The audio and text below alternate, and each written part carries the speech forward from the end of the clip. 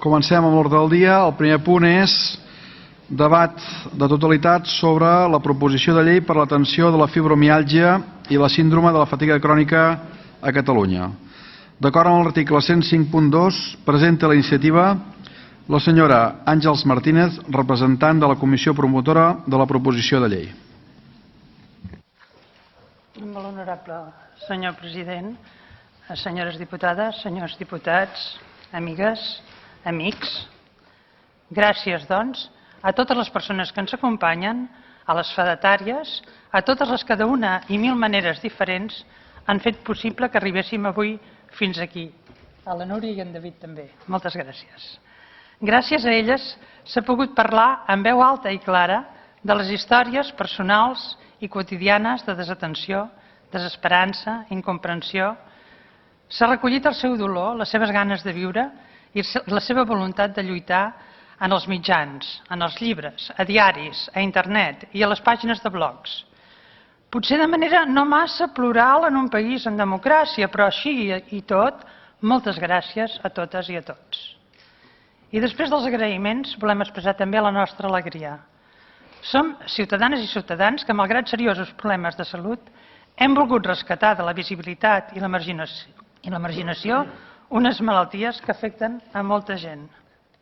Aquest sistema públic ha de proporcionar un bon diagnòstic diferencial i fiable, mitjançant unitats multidisciplinàries i especialitzades en aquestes malalties per a racionalitzar i millorar l'assistència a les persones afectades.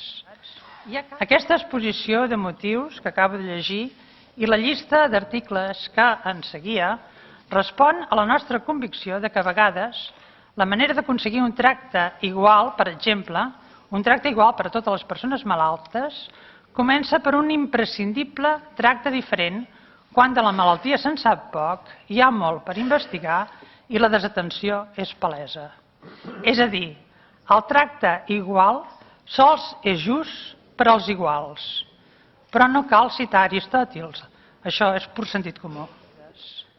La nostra ferma convicció és que estem defensant uns continguts que, si s'aproven, milloraran en molt la qualitat de vida de persones que no són les més afortunades, però que precisament per això són aquelles per les que aquest Parlament creiem nosaltres que hauria de vetllar, ara més que en altres moments, amb més dedicació i més delicadesa.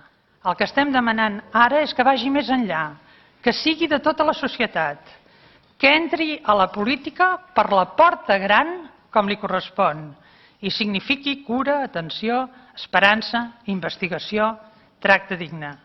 I vostès, amb la seva votació, ho poden fer possible.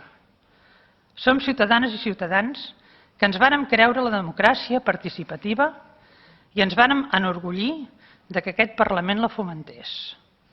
La democràcia és bona per la salut i aquesta ILP i els seus continguts són salut democràtica.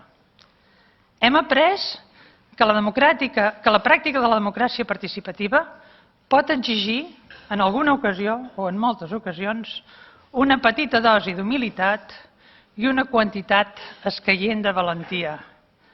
Però val la pena. Sempre val la pena. Nosaltres així ho creiem. Però en tot aquest procés ens ha sorgit un dubte.